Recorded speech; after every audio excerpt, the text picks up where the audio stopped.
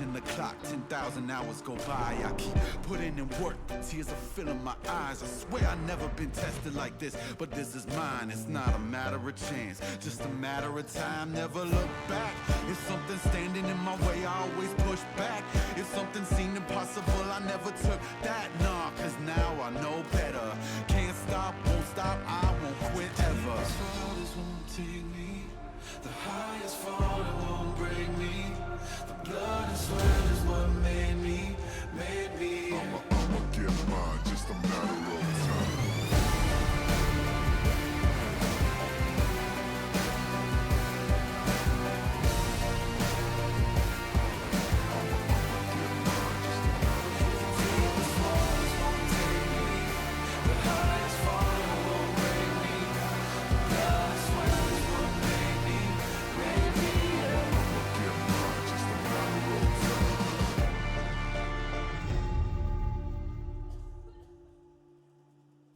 Today's matchup: Kingzone DragonX, KT Rolster, Gen G, Griffin, The Fantastic Run.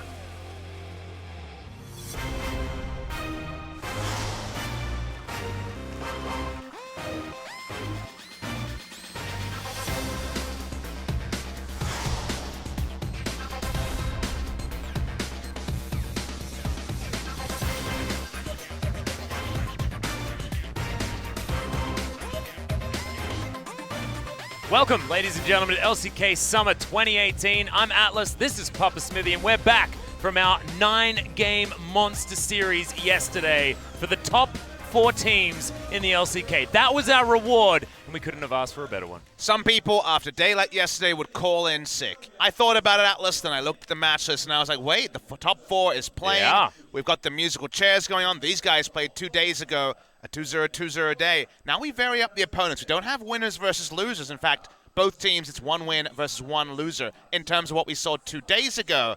But they're all winners in terms of the top 4. And also, we're in this weird spot where we open up with Kingzone DragonX against KT. Kingzone in no form, KT in red hot form.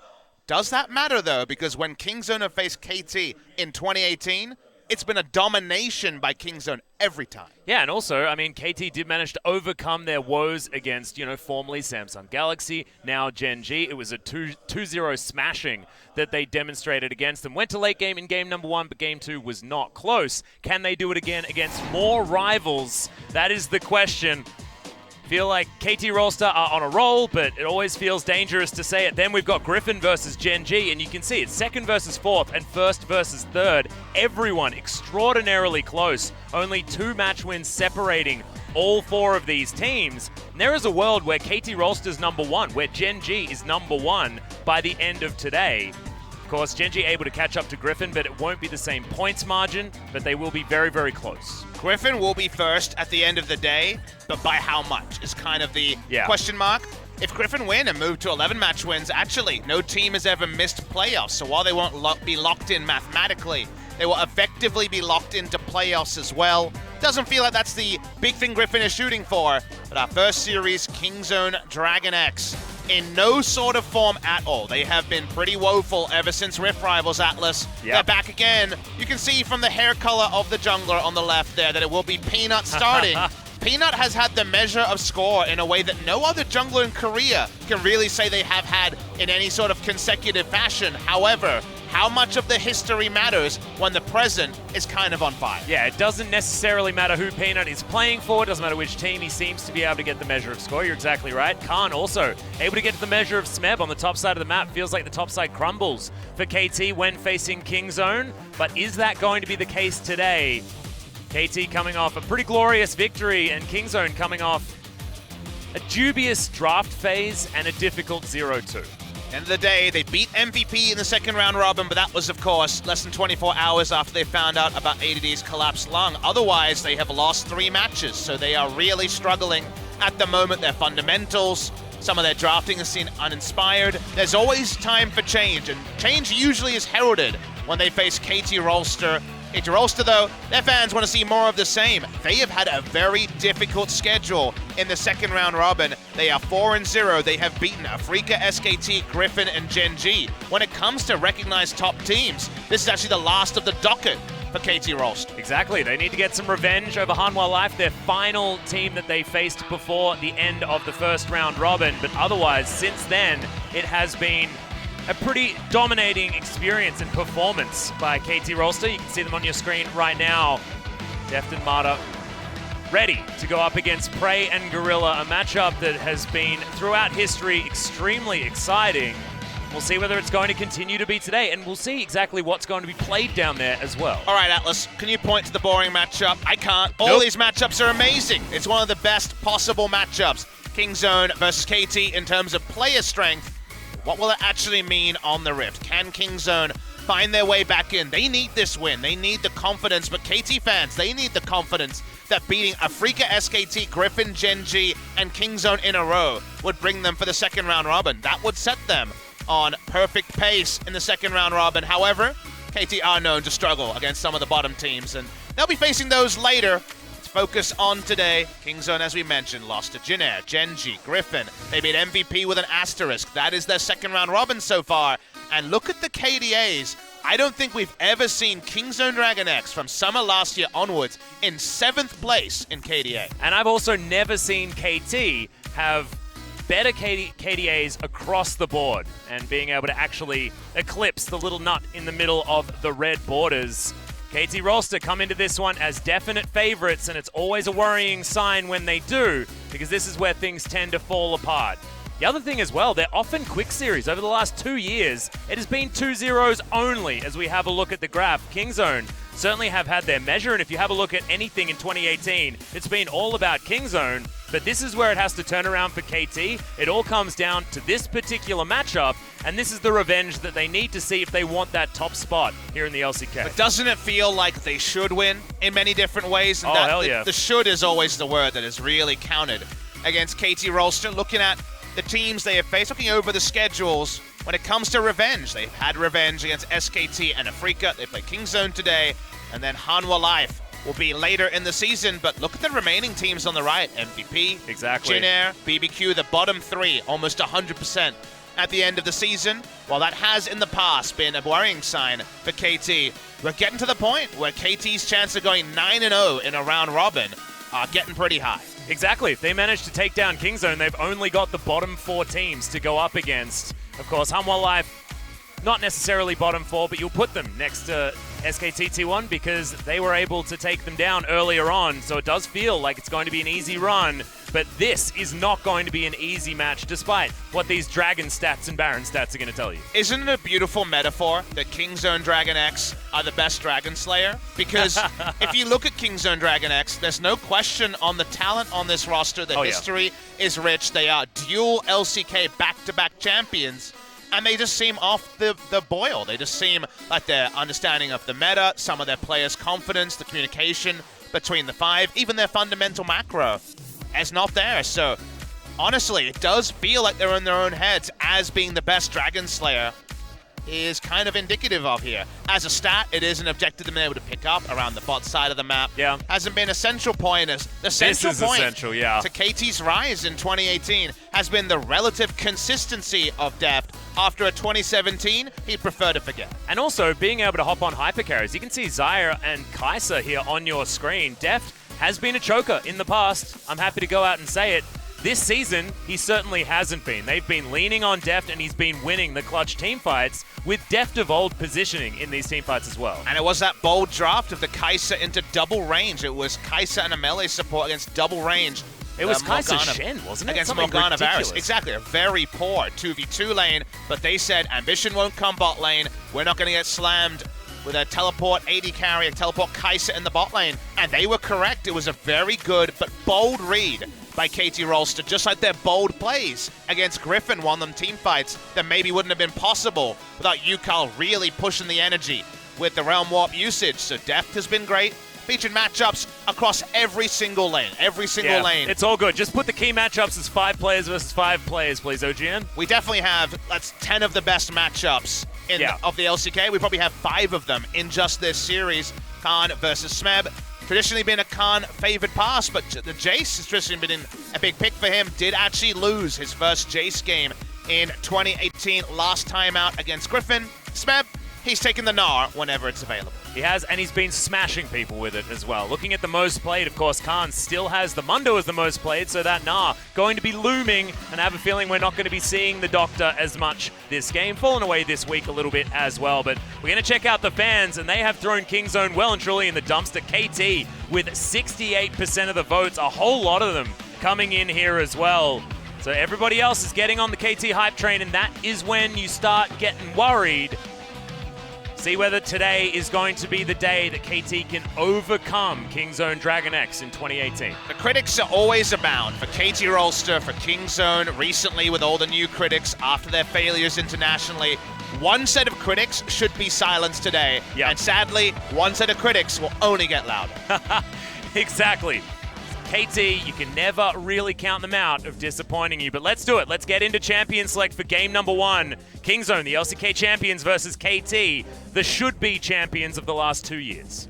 And the blue side is always where we usually see the most targeted bans. We see a first ban on the Gragas, a flex ban, but mostly at score, and it's a double score ban already.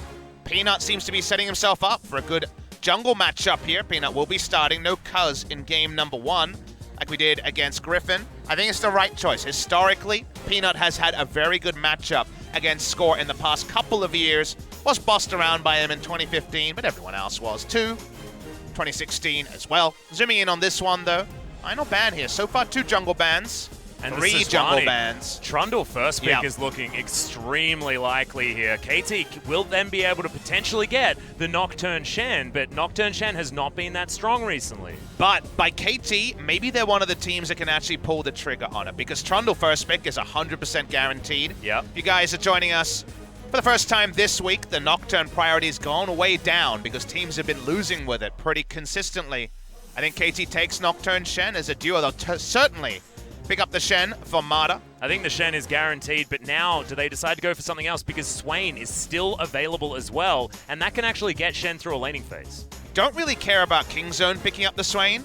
The thing to talk about is Kha'Zix is taken. Okay, Score, let's go. I did predict a Kha'Zix yesterday. It's one day late. But you thought that it was going to be Umpty, though, let's be honest. It's true. Score is going to pull out his old Kha'Zix pick here. Galio mid lane being threatened by KT. They used to love this duo. The reason why I wanted to jump in is that Tahm Kench and an AD carry is available to Kingzone. You could take Tahm Kench Ezreal here. You could. The Gen G duo very happily. And KT have given that up. I thought they might take away, say, a Varus, for example. Try to deny ultra lane priority. Kingzone will hover the Tahm Kench. But let's see if they actually select it here. The Swain flex pick happens. They didn't look good using Swain against Griffin a couple of days ago. It should be mentioned. Yeah. So going over to Prey does make you a little bit worried as a Kingzone fan. 7 seconds to go. Alistar being considered a very beefy comp already being built by Kingzone. We saw Tucson yesterday navigate with the Alistar very, very effectively. Now, KT, what are they going to lock in? I feel like you're exactly right on the Galio. It looks like a pretty surefire way of getting in there, but the Ezreal going to be picked away instead. Doesn't have to be a first-round pick, and you could consider something like an Orianna as well. Speaking of Orianna, is available at this point, would be a strong pick into the fairly melee bruiser-focused Kingzone comp. Might be a way of allowing Score to survive a little bit more as well. He can leap in and then have the shield from the Command Protect and the CC from the Shockwave to help him out. So right now, looking like complete bot lanes and junglers have been picked up, but there is the ambiguity about the Swain. Prey's been playing it recently. BDD had good games on it in the past. But regardless, the flex pick is on there. Swain and Alistar, a strong duo. Waiting to see what Kingzone want to focus on in terms of solo lane play. The Orianna will be banned. Will the second ban just be Galio to try to give those indirect tankiness options to the Kha'Zix a ban?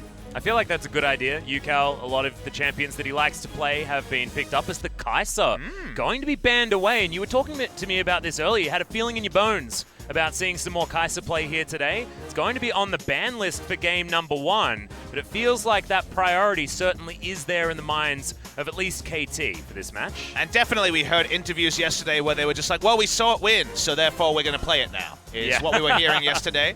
So definitely there'll be more Kai'Sa attempts Azir ban, actually. Wow, okay. So Azir versus Orianna is very likely to happen, but both of them banned away. Does mean that Swain's laning phase is a bit safer. Both these champions can poke out Swain and can be very irritating for a Swain comp to deal with. So you start to think that maybe BDD will be jumping on that. No guarantees, though. That is true. But UCal does have the Galio available to him. Looks like Smeb is going to be locking away the Gnar, though, as his comfort pick on the top side of the map. It will be blind. As Kingzone now to work out exactly what they want to put into the top side of the map to augment their team composition already. Could be more tankiness, but Varus Jace would be a power draft on the blue side. And a lot of poke potential coming out from Kingzone. Gives them some siege options as well with a very low range initial draft. The Cho'Gath going to come out once again. It's played for the first time by Khan in the last series. He didn't find a win on it. Very good early game in the Cho'Gath versus Gnar matchup. He's going to return to it rather than going for something as bold as the Jace today. After that Jace lost a few days ago, the cannon was also open into the Gnar. Kalista would be a very cool pick to see come back. I've been thinking that Kalista Thresh could make a return as a duo. Alistair and Kalista, with the Shen being revealed as a support as a possibility, and Prey returns to a pick he played at MSI, but has been played very sparingly in summer season. It has, but certainly does work out with the composition and gives Gorilla so many more tools in order to get in there. Kingzone have engaged for days, and they can tank up KT forever, and that's exactly what you want to do when you've got a Kalista comp. Wanting to get those resets, needing the peel, as UCal thinking about hopping on the Malzahar, and thinking about preventing Prey from hopping anywhere. Trying to evolve it into a pick comp here. Could have gone for Galio, but they don't want to take that particular risk and still play on the front foot with the Malzahar and the Kha'Zix as well. KT going to comps of old. It's not quite a Rumble draft, but it is very much a more squishier lineup that KT always seems to prefer. They're not so much about going for dual tank threats, even though Gnar and Shen can mostly fit the bill there. They will have priority in the top side. Bot lane's going to be very interesting, whether it comes to leashes or who gets access to the minion wave first. That could be oh so central. Kingzone have very little range, but they do have, as you mentioned, insane team fighting and so much synergy with this passive from the Swain. They double banned against Swain mid lane, saying we want to get a decent laning phase. They'll definitely find one against the Malzahar. Yeah, and if you're going to make an analogy about it, it feels like it's a steamroller versus a sports car here for Kingzone versus KT. Kingzone slow moving, low range, but definitely extremely beefy. And KT have got all of the damage, all of the flashiness ready to try and take them down. But I feel like KT are going to need some help in the early game, and that's exactly what KT are known for. Can they now do it against Kingzone, where 2018 has told us they definitely can't? And it can score Herald a Kha'Zix meta, finding a new pick into the Trundle that a lot of people have not preferred. There were jungle bans that may have provoked this. Score has loved the Kha'Zix in the past. Those old days of pawn on the Galio and score on the Kha'Zix were successful ones for KT. But he's been up and down on this pick in 2018. Let's see how this one goes. It's a hype first game. It certainly is. The mid-jungle duos are going to be tested in this one. Can we get there? Let's find out. Game 1, Kingzone versus KT.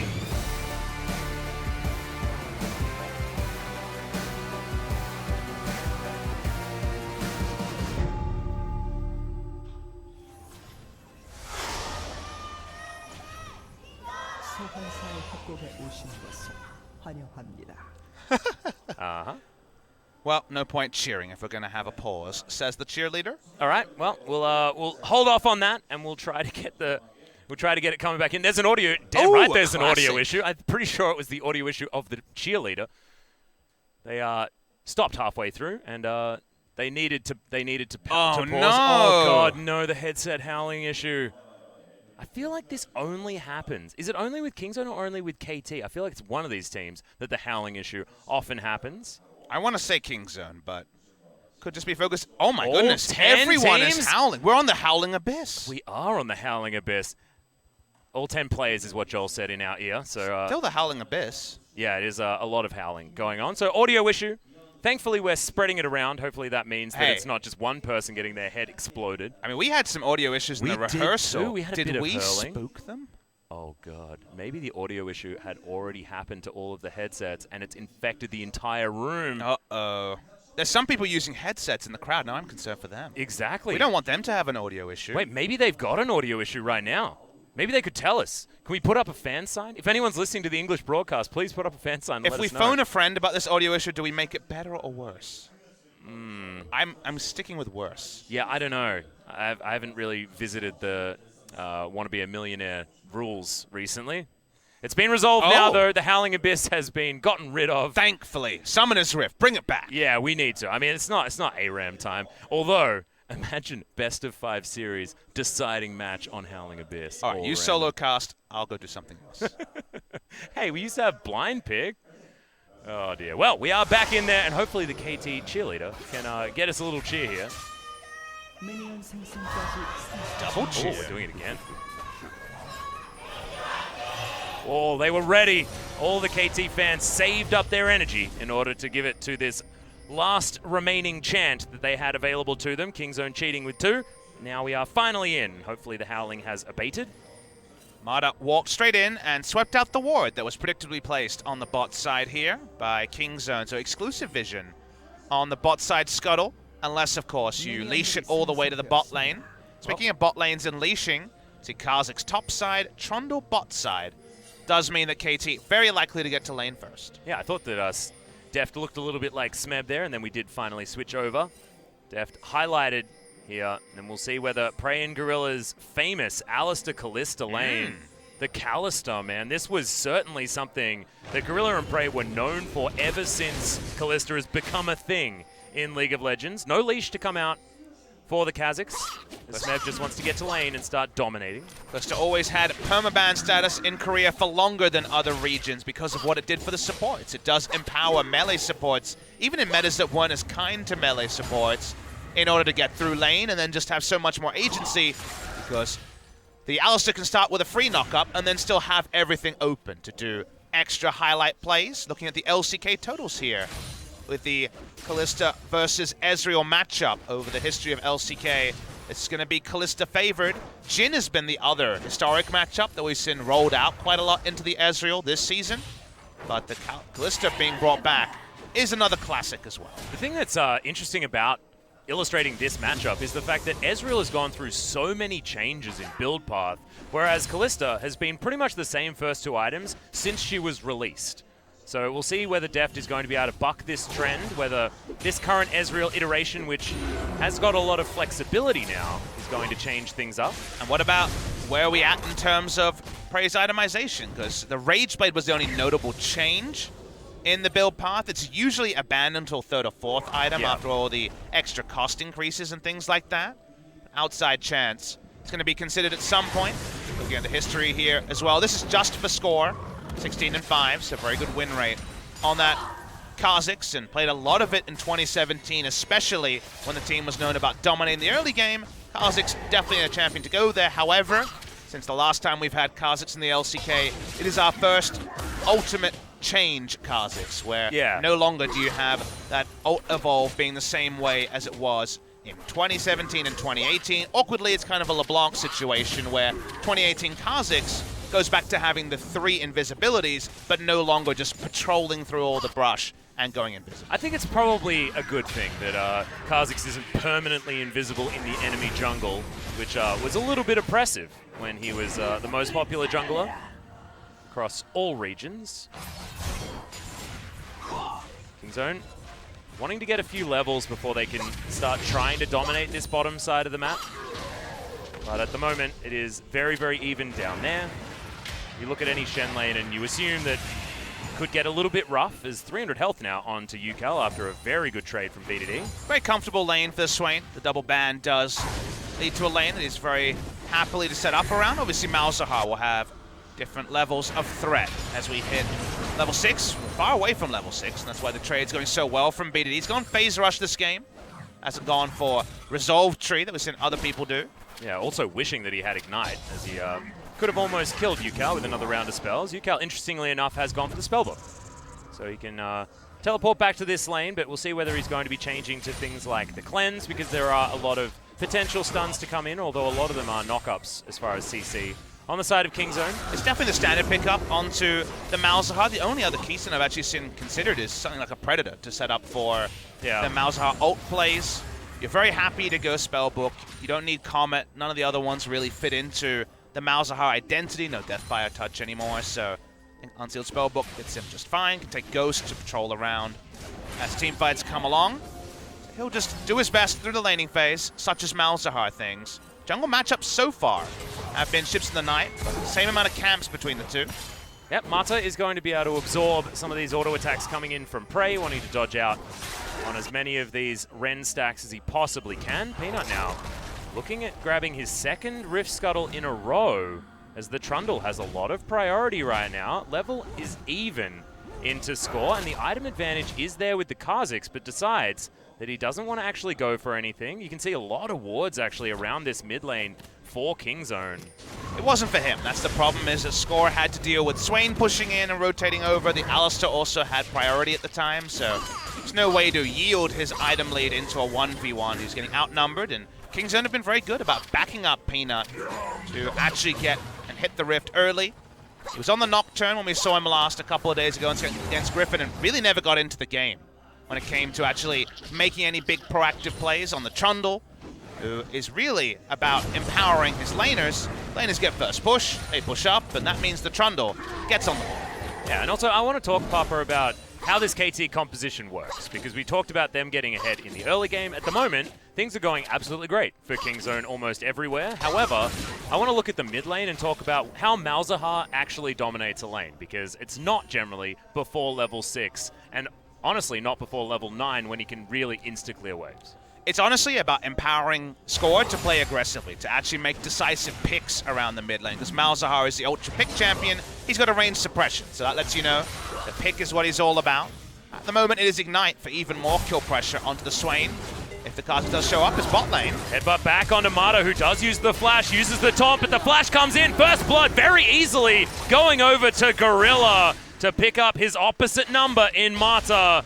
It's perfect. It's like an anime, and KT Rolster 0-1. Very nice punishment comes through by Kingzone there. Mata just too far up the lane. Can't get away. His flash was always going to be followed because Trundle was already there.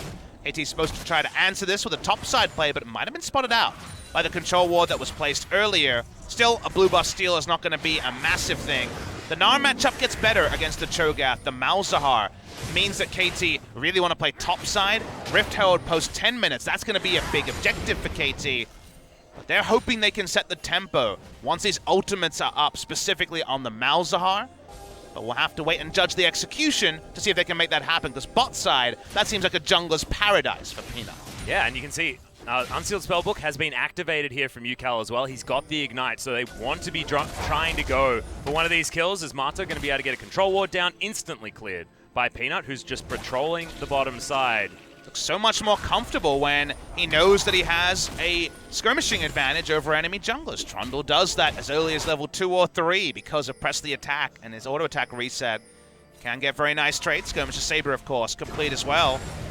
Because he's not on the Nocturne and really waiting for his opportunities, creating opportunities, being backed up by his lanes. Already, when it comes to Kingzone, a big difference in the Kingzone we've seen post-Rift. Yeah. Khan goes back. He's got double Doran, so a bit feeling the pressure on this bottom side of the map. The Negatron Cloak already completed here from Smeb, so definitely going that lane build with the Wit's End. UCal, you can see he's starting to be able to clear waves. He's got that Lost Chapter picked up already. As KT want to get some lane control here down on the bottom side.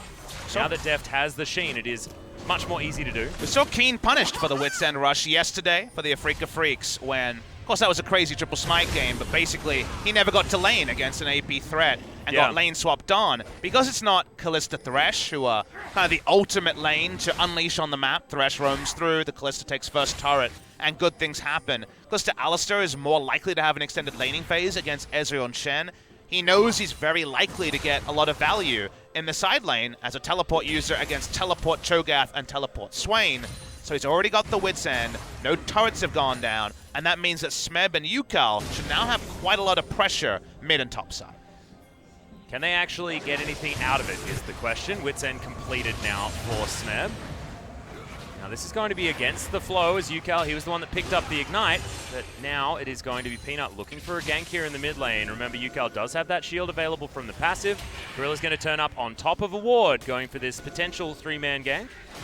Score turns up, KT playing slowly, allowing Score to build items together, wants the Warrior enchant before he can start really getting on and assassinating some of these squishier targets. Look at BDD in the mid lane. He got double ban, and now he has map hacks with double control ward top and the control ward bot side for basically perfect vision. This means that Swain is under almost no threat from the usually super scary duo of the Malzahar and the Kha'Zix that have one rotation on most mid laners. Speaking of rotations, Gorilla's back bot lane, but for now, just lying in wait.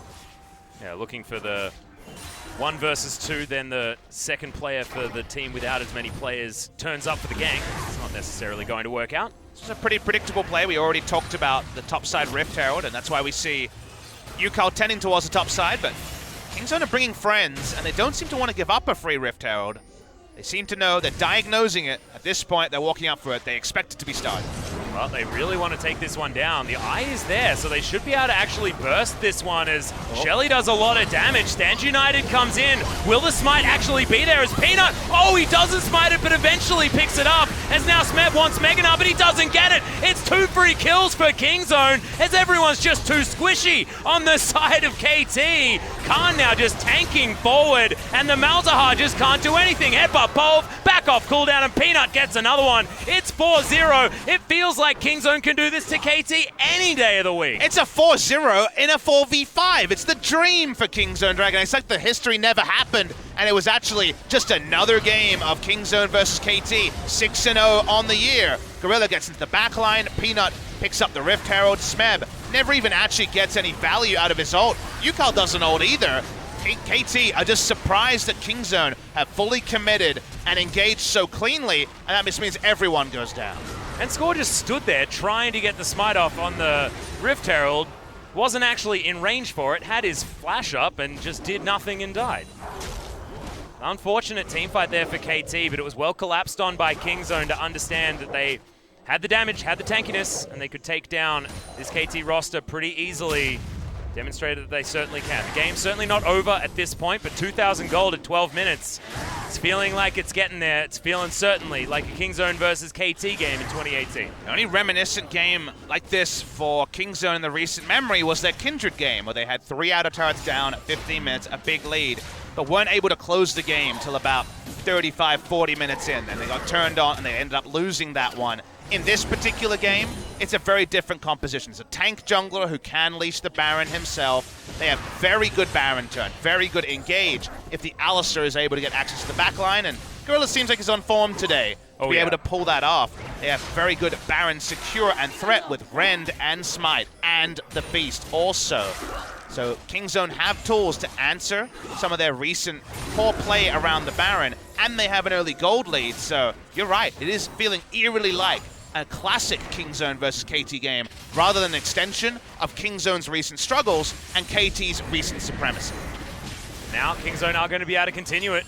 First brick looks like it will be going down here in the mid lane as Gorilla. He's set up, he's got Unbreakable Will available to him as well, and KT, they know that there is just no option for them as the outer turret mid lane is going to be taken down. Stats for Kingzone as far as getting that first turret in the mid lane and then winning the game are pretty damn high, if memory serves. It's been a different season, but it shouldn't change, and Kha'Zix from behind. Not been able to see the Kha'Zix make anything happen on the Rift at all, so Kingzone's draft has certainly paid off in spades. First pick Trundle after 3 jungle bans, also looking like a very nice coup to come through for Kingzone. Yeah, and now Execution is calling to be picked up by Score, so even going to delay his second item unless he goes more to remind a second. Kingzone now going to be able to grab a relatively free Mountain Drake. This is on a silver platter, and their lead is only continuing to grow. First turret certainly helping out there. Def looking to clean up the bottom wave of minions. Pressure is all over this map for Kingzone, but especially on the bottom side. And we know historically that hasn't been where Kingzone have played around. Prey and Gorilla used to being on an island. This time around, Peanut focusing down there a lot until that Rift Herald happened, and then shifting control up there and allowing Gorilla to roam up with him as well. Really has taken control here for Kingzone, and it's only going to get worse. I mean, Kingzone's composition was the one that was going to be a little bit more slow moving. Remember, this was the steamroller, and it's already starting to steamroll. Can't argue with you on that analogy at all, Atlas. You are certainly on the mark. If we talk about how KT's comp was supposed to play around, we already talked about pick on the top side, the aggressive play with the Malzahar. They've got a pick comp. They really only have single target damage. Malzahar ult into a Q from the Kha'Zix into a couple of Mystic shots, a death, and then you take an objective in a 5v4. Making a Malzahar play happen when you have no vision control or no real control over the map, which is what happens when you are a couple of thousand gold behind and have lost the last couple of skirmishes, is really tricky to do. So actually increasing the pace of the game with the Malzahar is the one thing that right now KT will be impossible to try and do, and that's why they're trying to make down-tempo plays, just finding turrets somewhere. Well, they're going to try and find a kill here as well onto Khan. Spirit's Refuge there from Mata does absolutely nothing, but they are still able to grab the kill. Will now be able to trade this outer turret bottom lane most likely for the turret on the top side, but looks actually like KT are just going to give up on it, head back home, and try and take inner turrets, meaning they'll be trading down unless Smeb's able to grab this one by himself. Minion wave not yet there for Kingzone on the bottom side, so Score and Smeb should have enough to be able to take this one down. Kingzone pretty heads-up backs are going to get out of the way of the inner turret that would have been defended by KT to continue their tempo advantage around this map. 3,000 gold is approximately the lead here for Kingzone. Vision of Empire was actually really important there because it stopped each of the ranged minions taking 2 shots. They were only getting 1 turret shot to go down. They ran out of minions, couldn't get the turret. Now Smeb is overextended, sticking around. His old teammate in Gorilla is here as well. Flash is going to come in, doesn't get the headbutt, and Polvs anyway. So Gorilla not going to be able to find that one. Doesn't get a trade of flashes as well. Not the best moment ever from Gorilla. Bit of a donation on his flash. Score hits level 11. Wait and see what the second evolve is. So far he has evolved the claws, going back to the old build. Yep, the Q was pretty standard, but now, until the ultimate was the biggest ridiculousness on the map. Seems like it has certainly reverted. Kha'Zixes that I see tend to evolve the wings at level 11. However, I'm in solo queue, and that's a very different story. Oh, Score, he's just going to get sandwiched. Peanut and Gorilla looking to try and take him down. Not going to be able to get there just yet. Ignite and Subjugate will tick down, but not enough in order to take down the Kha'Zix. A lot invested to try and get that one done, but they do get the flash from Score, which is important. Kingzone aren't interested in making even trades. They feel like they are far enough ahead. They should never be trading 1-for-1 or even a kill on 1-for-1. And you saw before, Smeb is going in aggressive, but this wasn't the time, you'd think. Doesn't have the hop, but Mata is in here. Smeb gets into Meganar, wants to find a big Gnar into the wall, but he used it, and nothing is going to come of it. PDD goes low, but isn't going to die. Prey doesn't even need to get down there, and KT now desperately trying to defend a very low turret, which is their last remaining outer on the map. Smeb had very shallow coverage vision, but he did have a lot of vision, so thought he was fine. Instead, the river was actually where Kingzone were, the one place he couldn't see, and then looks really sheepish trying to make an aggressive play when the cavalry was going to be there first, so bit of a mistake there from Smeb. It wasn't relentless aggression because he had quite a lot of defensive vision for a dive, but it wasn't a dive, it was straight down the river. Smeb goes down, and KT Rolster continued to lose control of the map against Kingzone DragonX. Good thing for KT is that Yukao can now just basically set down some Malefic Visions and throw in his little pets and should be able to take down a minion wave pretty easily, even up against Prey's Callista, who, once he gets that Runaan's Hurricane, can also get rid of everything at once. So KT might be able to buy themselves some pressure back, some space back, utilizing the Malzahar's ability to buy some time dealing with minion waves. Khan gets back down bottom side as Deft versus Khan is what we saw earlier on. 96 health on this outer turret. KT would love to pick up there first. Deft wants to poke it down and not die to this Cho'Gath. Khan very tanky though, so happy just to pack it up, tank up all these minions, and defends the turret relatively easily. Deft couldn't step forward despite everything being on cooldown from the Cho'Gath. Doesn't want to be tanking turret there. As you can see, Smeb has done a lot of damage so far this game, but I feel like the dominance of the Swain hasn't been represented in the damage he's done. As there's the flash from Khan. He wants Ezreal for breakfast, and he's going to get it very easily as well. Bit of a deep breath there from Deft. He had his flash up, but the silence into the feast was enough. The Trundle just got an assist, really, and it's going to be the third outer turret going down. The side of KT Rolster, the map control still counting against them. Too easy for the Cho'Gath. Another mistake by KT Rolster, and we're getting already to that eerie old territory of this feeling like more of the same, even though it just really shouldn't be, Atlas. Yeah, I feel like we've gone back in time. Everything else about the history of these two teams in the last couple of days seems irrelevant, as KT versus Kingzone is KT versus Kingzone, and it's in 2018, and that spells Kingzone every time. But it's only 20 minutes into this game. Baron is going to be spawning KT. Remember, this is a pick comp, so if they can actually get the picks, theoretically, they can pick their way back into this game. But I can see you shaking your head there, Papa. It's just going weird. to be difficult. Isn't it fun how the LCK, it's fun for some people, but this LCK this season really does have a lot of rock, paper, scissors situations where it just seems, after an early game like this, that it's going to be an extension of Kingzone always beat KT. KT seem to be the team that has Griffin's number.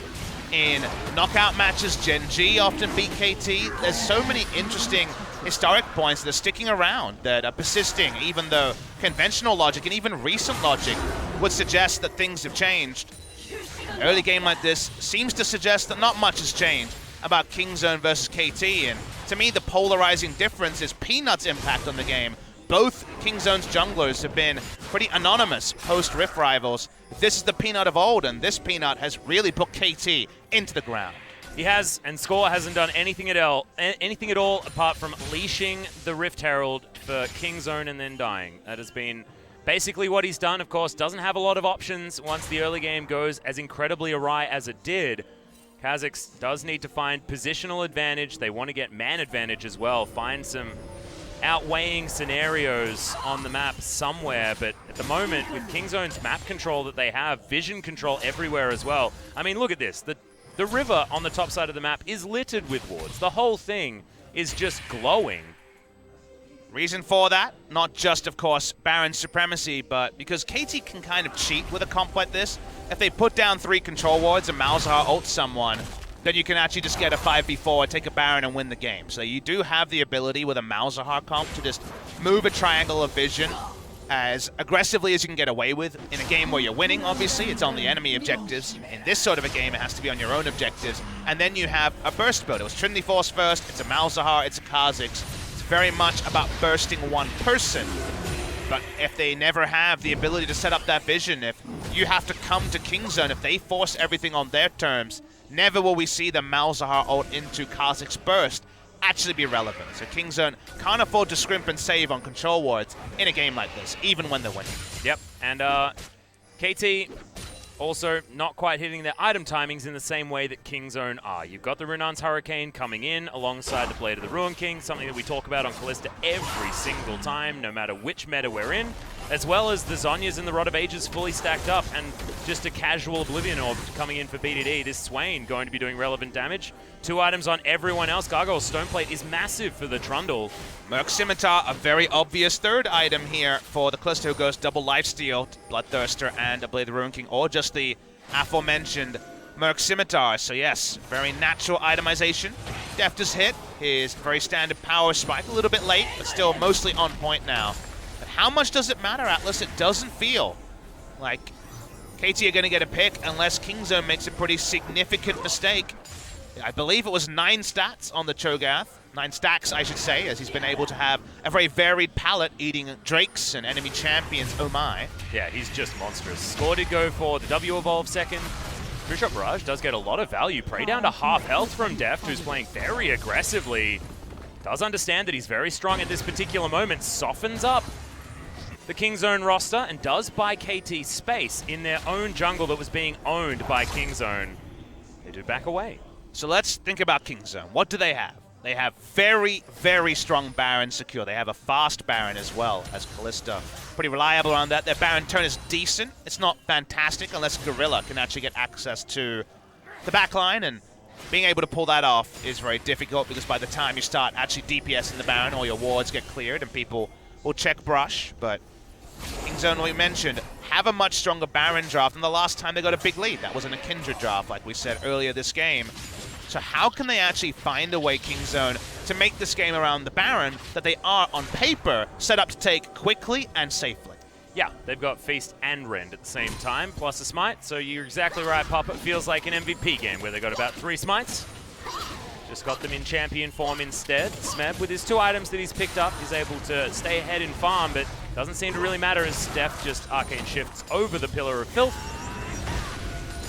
So how do you get vision against a Malzahar comp? Because walking in too deep to the enemy jungle does sound like the Malzahar dream. You wait till Malzahar's showing top lane, which he'll do. He's Spellbook, he has Teleport. Eventually he's going to push out waves. You invade with Alistair X. Can really be any of the champions because they're all bruisers. Maybe not the Kalista. And you put down the deep vision. You need to put it in the conventional spots where you need to know about the enemy, but also a flanking ward, because they do have some threat of Righteous Glory, Cho'Gath, or Swain, or Alistair get into the back line. And then from there, make the game around Baron. So getting that deep vision is about timings. You want to avoid and minimize the chance of a Malzahar pick, but getting deep vision is what is separating Kingzone from closing out on what has been a fantastic early game. It was a fantastic early game, but how long do we have to talk about it like a fantastic one until we start talking about them throwing leads like this that they did very recently? Because that gold lead has not changed. In the last 8 minutes, I was talking about a 3,000 gold lead, not 8 minutes, 13 minutes. I was saying a 3,000, this sort of gold lead at about 13 minutes into this game, and it hasn't changed. Well, the side waves haven't been able to be pushed out, and they haven't found a way to get the Baron vision, so it is another one of those, well, we kind of won and got all the early objectives, the easy objectives quickly, and are now being stalled out by game pace. So some of it is understandable, but if at 35 minutes we're seeing this game still be I push out a wave, you push out a wave, we all push out waves, then yes, that is when things need to be looked at, and we'll see at 30 minutes, the diagnosis there is Smeb has no vision, not even a little bit of vision. The most no vision. Yes. He's going to teleport because he knows that he is going to be under fire, teleports back to his turret. Going to do so very easily. Lots of pings on the top lane outer turret as Kingzone were out of position. KT do get the inside track on the mid lane as well. Deft going to be very, very safe. Now has Merc Treads alongside a casual Last Whisper that he picked up on his last back, but he's still behind. In farm, in goes Khan, as Yukao could be in trouble. He'll have to use the ult if he wants to try and get out of the way of this one. He flashes, has to use the stopwatch. Flash comes in from Khan, as now stands United down, but he's going to have the feast score. Jumps in, wants to try and now get something back. Spirit's Refuge not enough, but they trade 1 for 1. The big tank now dead for Kingzone could be big for KT, but if they pull back Martyr and take him down, it's going to be a huge problem. That pillar, not exactly the one that BDD wanted, but they'll trade 1 for 1, and that probably works out for KT. Khan saw another solo kill as if it was 5 minutes ago, but the game state has changed. They didn't have deep vision. They weren't threatening anyone on the map, were they? Kingzone DragonX. It was just about the 1v1, and that is not the 1v1 or the trade that you're expecting. Teleports will be up to return. Speaking of teleports, BDD back in the mid lane, but a 1 for 1 with how well the early game went and the early game turret lead is not what Kingzone are looking for. Also getting a kill and a score is actually very important. We were talking all yesterday about kills going to junglers and it not being a great thing. If it's a Kha'Zix, it's a great thing, because he's going to have to try and cling to some relevance as we move into the later stages of the game. That Dust Blade now going to be augmented by some more damage potentially. I'd like to see a Guardian Angel as soon as possible. Oh, True Shot Barrage was very well timed, but the rend is going to be there. Shouldn't get excited when there's the old Kalista in the Dragon Pit. You couldn't help it. KT Rolster's in the game, so I understand that the vocabulary As soon as I said it, I was triggered by myself. Again, you have excitement on the mind because of the meme, and thus you go to excitement for non-meme reasons, and then the meme presents itself. Such is a KT Rolster series. You do feel, though, given that Kha'Zix is, 1,000 gold behind the enemy, he is an assassin jungler against bruisers who will turn on him and kill him instantly if he jumps in. Going to be very hard to leverage items on Kha'Zix. Yeah. Maybe Baron speed, maybe Malzahar plus Kha'Zix has never been actually the pairing they set up for. Watching the replay here, and you can understand why Khan thought this would be an easy solo kill. It was set up to be so, got the silence to interrupt the ult, but when he flashes, this is where Khan should say, crap, I don't have vision, or at least spend a bit more time chasing, gets frustrated by the Shen ultimate. It does end up being a trade of kills, but you're just not at the point of the game where trade of kills is good for Kingzone. Nope. And Gorilla, of course, did survive. Able to utilize the ultimate coming in from Prey, so that's going to be all right, as Gorilla may have actually pushed a little bit too far. Again, Fate's Call is going to be utilized, and Prey gets the cow out of trouble, but now that safety button is on cooldown yet again. Execution seems to be on the side of KT, despite the early game being a little bit off.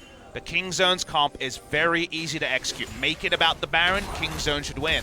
In a true 5v5, they have the stronger team fight, and also, if you can just disengage the Malzahar ultimate, you can fight front to back and know that Kalista should be doing damage at every moment. There should be no one getting there. You would imagine in a extended 5v5, unless Vision can really juke out the Kalista. So with those two realities, waiting for King Zone to find that Baron control that for now is still not being able to be in their hands at 30 minutes.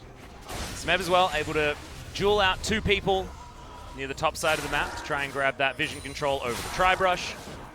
Deft, very, very comfortable here in this 1 versus 2 that was the situation earlier in the mid lane, meaning that KT do get themselves a little bit of space to maneuver their Malzahar around and put him in position to try and get some of these picks. They'd love to be able to get Peanut while he's face-checking some of these brushes that he feels comfortable to do at this particular point in the game. Prey decides to take 2/3 of his health bar to the Baron, and that is a bad news story for King Zone. Again, going to have to back away. And that gold lead, man, 3,000 is certainly the aim of the game as KT sitting on top of a ward is a problem. Arcane Shift gets Deft out of the way of damage. A Score has to leave. Has that evolved now as well, considering level 16 is Mata? Okay, he's just dead. Khan was able to get the Rupture. That, of course, opens up the Swain passive. Nice flanking spot by Khan. Gets in the 1 kill. Now, Mata will be right back in the thick of it in 30 seconds. He has a Stand United still open. King Zone should get a lot of Baron vision here. They're going to start the Baron. They can try to secure it. They can also turn. They have a lot of options to King Zone DragonX. Yeah, you can feel Score's heart rate going up like you wouldn't believe. He has to now try and outsmite a Feast and a Rend. Fate's Call, again going to come down. Doesn't get the initial knockup, but good God, the Malzahar is dead before the fight even starts. The Kalista going to be grabbing a kill on that one as Deft. He's on top side. Smeb in there as well. Deft is going to take a lot of damage from the Swain as we've got Meganar in here from Smeb. Has Flash. Can he get the 5-man? No, decides to flash away instead. An understandable, more reserved play, but KT do get them off the Baron, which I feel is a lot more reserved than they could have necessarily been in that instance. I think going for a Smite Steal is so low percentage. They have good ranged poke. You poke them away. You noticed multiple members going below half. That will force King Zone to disengage. They're not MVP. They are a very conservative team around the Baron. Different teams have different profiles around how much risk they'll take, even with the secure. King Zone are not the sort of team to roll the dice there. They'll look for a better time. That means that KT do lose some summoners and some members, but it's not the end of the world. Yeah, exactly. And I just feel like it's more of an 80-20 Baron when you've got all of this secure available. Teleport going to be utilized. True Shot Barrage to get some extra vision. They do have the control ward in the pit here as Yukal. He's going to lose that immediately. Smeb holds onto his teleport and tries to get some lane advantage here for KT. They see that Smeb is exhausted. They know the teleport is up, but they're on the Baron again. This is where their comp was drafted for, around this objective. Well, Gorilla looking for the flanking play. Score knows exactly what is going on as he clears out some vision. Another teleport to come down. It's exactly what KT need, but maybe Gorilla is off on his own a little bit too far. Nope, has the outer turret, will be okay. This game of cat and mouse is only continuing to extend the game. KT going to be happy about that, but it's getting better and better for King Zone as they get these summoner spells that are so important for them securing the Baron or being able to get side lane supremacy. And so many times in recent memory in their tough matches, remember, KT coming off a FLICKR SKT, Griffin, Gen.G as a schedule, some of our best teams in Korea. We've had situations where KT, on paper, had the worst team fight draft. Every draft can team fight, but some drafts are more set up for them than others. And they pulled off Miracle Realm Warp plays. They pulled off fantastic team fighting against Gen.G last time out. They're looking for picks now. They might be able to grab this one onto Peanut as well. Subjugate comes down. They get the flash as well. Stone Plate utilized, and King Zone's jungler has to use everything in that moment to survive. KT's status of having top 5 players in so many roles has led to super plays from Mata a couple of times, from other members of KT. A super play could still win them a game that seems so one-sided for King Zone earlier. Well, Mata's going to flash. Deft wanting to try to get the damage in there. They're spending a lot trying to grab this Shen, who's relatively tanky at this point in the game, and Yukal now backing him up. A lot of buttons pressed, and the Stand United still available. Mata doesn't have the flash, so these taunt plays not going to be as huge, but he'll get all of his health back by heading back to base. The Baron has been started yet again. KT, no vision as they move in. Score has Stand United on top of him. Mata getting out of the way of this pillar as it's now so low. It's within Feast and Rend range as KT want to be able to get it. They can't, and King Zone are going to turn off the Baron as well. Demonic Ascension going to be utilized. Gorilla's going to die. Now KT find themselves in a 4v5 scenario. BDD just going to get ulted. Killed in the suppression. Yukao grabs that as score, just shepherding Peanut as they know he doesn't have his flash. Leaps in, Khan has the rupture, doesn't land it. 2 picks go to KT, but the Baron to Kingzone, which is exactly what they wanted. By having so many Baron and teamfight tools there, Kingzone are not interested in a 5v5. They don't feel like the terrain suits them. They want to play in the open with Baron buff and give KT no good options. You can't poke away the minions, you can't 5v5 in the open. But they lose 2 members to do so. KT will be able to get an Infernal, which of course will have some value. Although Prey and Peanut, they want to fight. Yeah, Peanut's going to pop into the pit. Score! He gets the smite. Red buff's going to kill him, but the smite was the important part. Getting the pick, huge for Kingzone now that they have a Baron buff to utilize. Top side of the map, Yukao's going to be shoving this top wave forward, but they need his wave clear if they're going to try and stave off the minions, even though it's going to be really difficult against the Baron. He's going to make the decision to go for that fight on Infernal because the Malzahar is top. Speaking of Malzahar, we go over the Baron play. Smite was used early, which did suggest they were going to try and finish the Baron. They get it. It's Rend. It's a Cho'Gath as well. The turn happens, but Smeb bounces so intelligently upwards that there's no threat on him. Gets the last auto attack onto the Alistar, and now they have to respect the Mega Gnar bar. There's flash ult up. Malzahar finally gets what he was set up to do. Deft still has his stopwatch because it's been pretty non-interactive for him for the majority of the game. Kingzone will go back to side lanes. They'll go back to utilizing their Baron, but KT are still finding some counter punches when it felt like Kingzone had laid a knockout punch about 25 minutes ago. Exactly. 5,000 gold now going to be the margin of that lead, but it's 5 turrets to 3 in favor of Kingzone. Mata finds a taunt, but he's all on his own. Spirit's Refuge going to keep him alive for the moment. Deft clearing out minion waves. Khan going to have to be careful here against Smeb, who's got a lot of damage. Gargoyle Stoneplate is in. He's just going to feast up on the Gnar. Wants to get the Rupture, but doesn't find it. Mega Gnar gives him a bunch of his health back, and BDD's teleport is going to save the Cho'Gath. Kingzone having to back away, though, is a big deal. KT holding onto their base is massive in this game. Defensive ultimate from the Cho'Gath. Knew he wasn't in feast range, but just wanted him to disengage as the Mega Gnar was about to show up. No Warmogs in the build, so he actually has to go and leave for a while. Does the Cho'Gath has gone for profiting off the stacks that he's picked up with the Gargoyle Stoneplate for immediate teamfight impact rather than the extended laning phase against the Gnar. Also intelligent mathematical stat choices as well, given stats and health working if you grab them in even amounts together, as opposed to stacking one or the other. Does look like he is going to be going towards the Warmogs. Now has that Kindle Gem. We'll see whether he can actually complete it, and he does, as he heads back to base now. Helps him in the 1v1, which will still be relevant to some degree in this game. Could still be a game of flank teleports. Still one more inner turret remains here for Kingzone as KT picking up the minion waves, heading towards them. Still able to bring it into within a 5,000 gold game for KT. This is exactly what they want. Of course, the composition wanted to be ahead from the beginning, but it's amazing that they've been able to keep Kingzone at bay for what feels like the last 25 minutes. It is some of it a reality of the meta, but like you mentioned, it's been a little bit of inaction by Kingzone and smart action by KT. So everything interacts, coalesces, and we are still available to be commentating a game at 38 minutes that seemed decided at about 8. Yeah. We were ready to sort of talk about KT's blunder into Kingzone just in general, wanting to see whether they can turn around Game 2, which they certainly haven't been able to do this year.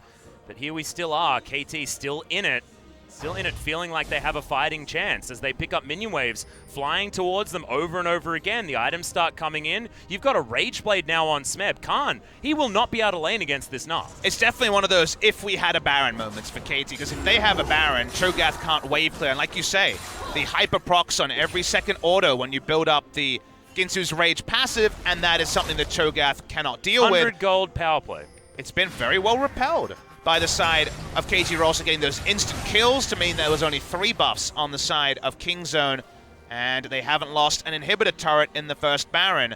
If they can get a Baron, whether that's a just utterly miracle smite, this is a very, very unlikely smite steal for the Kha'Zix, or it's getting a pick, which they can still do with the team comp they have. KT Rolster see a future where a secure Baron, break the base, and maybe win the game. Or it's potentially KT going for a trade and then trying to win a fight after that Baron with an Elder Drake that is going to be spawning in about 2 minutes' time. Score just getting himself around the jungle. Bit of forward vision available for KT, but moving down towards the bottom side. Now just wanting to stave off any sort of siege scenario.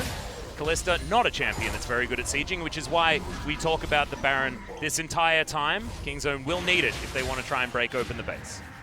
I have a weird scenario when you look at a team comp and you say, who is the easiest person to kill? It's probably the Alistar on the side of Kingzone, because it's double lifesteal onto Prey. Will soon be triple lifesteal when he finishes Merc's Scimitar. Swain is Swain, yeah, Zonia's, and a second stopwatch because he did not use his perfect timing stopwatch for 5 seconds of stasis. We saw this from Viper on Griffin earlier in the season, so that could be a big play there. He's actually going to end up having to sell it for a QSS, so no 5 seconds of stasis denied from the Swain.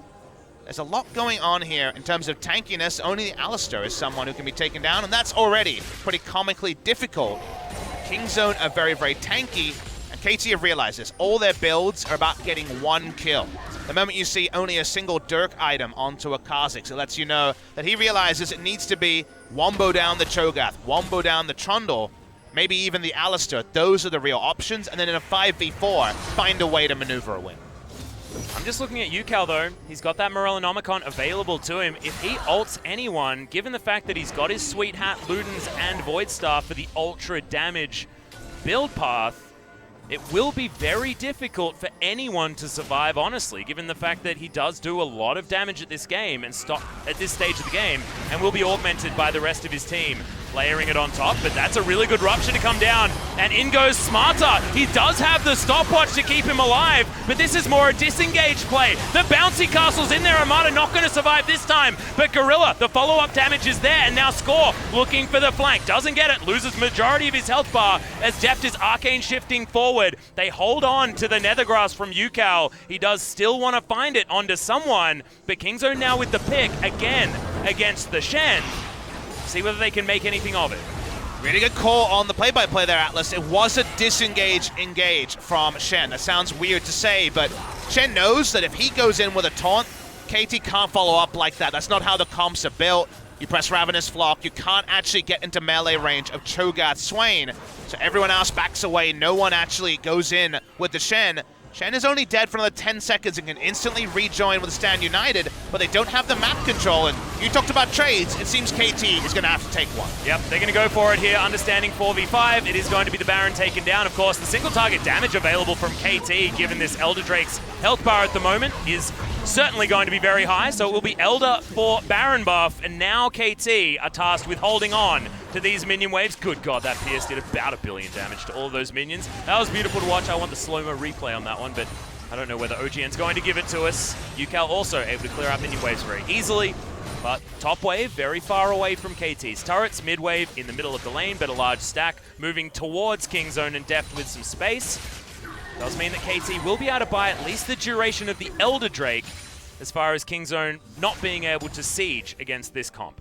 KT do a lot of work when it comes to proccing the true damage coming through from this Elder Drake. They have the Malzahar. Dots are one of the best ways to work with the true damage because it reapplies it every single stack. Does so much damage.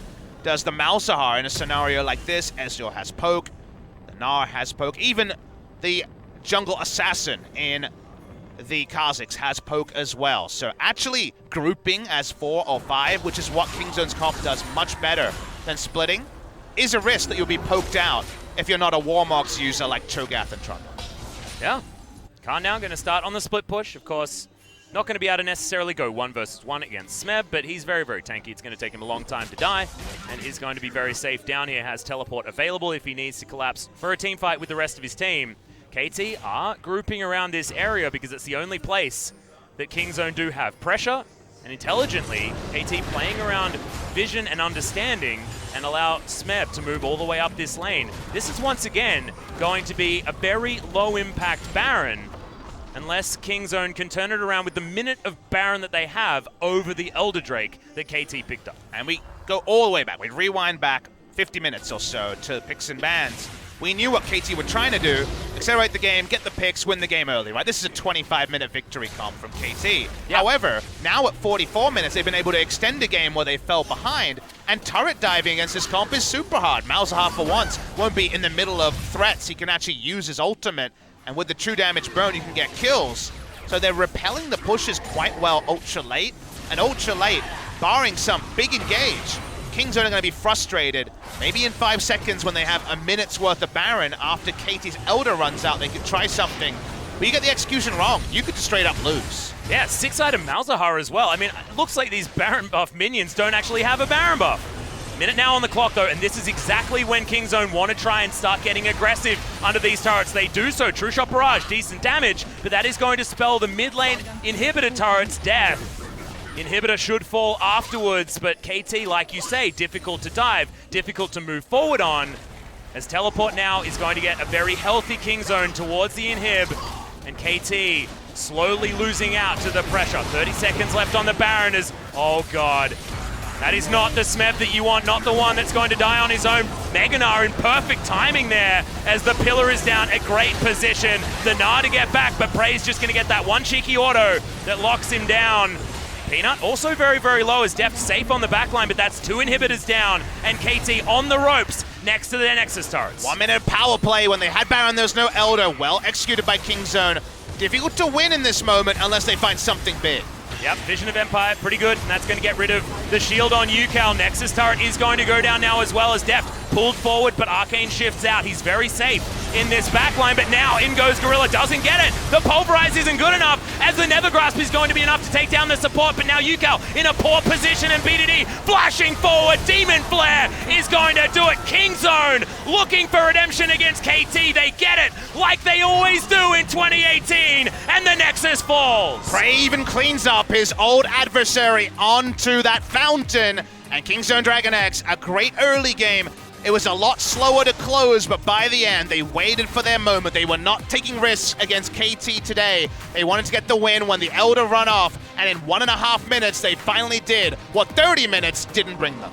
Yeah, this time it was Kingzone that was stalled out, but actually able to then win via attrition. Understanding what their comp could do very well, which was take the Baron. They did so. They even traded it for an Elder Drake, waited for the Elder Drake to wear off, and then made their move. It was smart. The macro was good. They got themselves across the map like they needed to, kept the pressure up. Hats off to KT, honestly, trying to stave off what was an awful early game with a composition that should have been good then.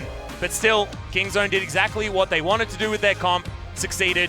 You can't ask for much more than that. There's a lot of inevitability about KT, and staving off is one thing, but winning is another, and it seemed very unlikely that KT would pull off the miracle. So when it comes to Game 2 draft, you have to say, find a way to recreate what we saw in Game number 1, where 3 jungle bans did pigeonhole score onto something else. It didn't have to be a Kha'Zix. They did roll the dice in a pretty high-risk, medium-reward way.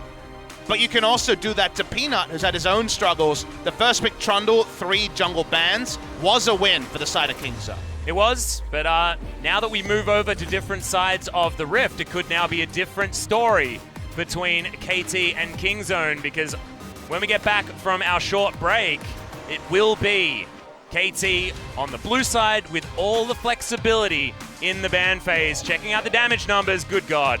Of course, Ezreal is going to be slicing through everyone, but when it came to the team fights, the measly numbers from Kingzone were the ones that counted. Well, Kingzone were trying to burn paper, and it seemed like Ezreal was trying to burn rocks, because it was all bruisers. He outranged everyone by 600 units. So he did a lot of damage, but when it came to acquiring kills, we can see KT, very few in this game, just the 5. Yeah. This is one of those match histories that you see on Twitter when someone's griefing after a game that they lost, saying, how did I lose? But we saw exactly how they lost. It was all about Kingzone utilizing their composition effectively, and KT not necessarily having enough presence in the early game with their composition. Guys, this is real spicy. Never has a Kingzone versus KT game over the last 2 years gone to 3 games. We'll see whether it will after the break.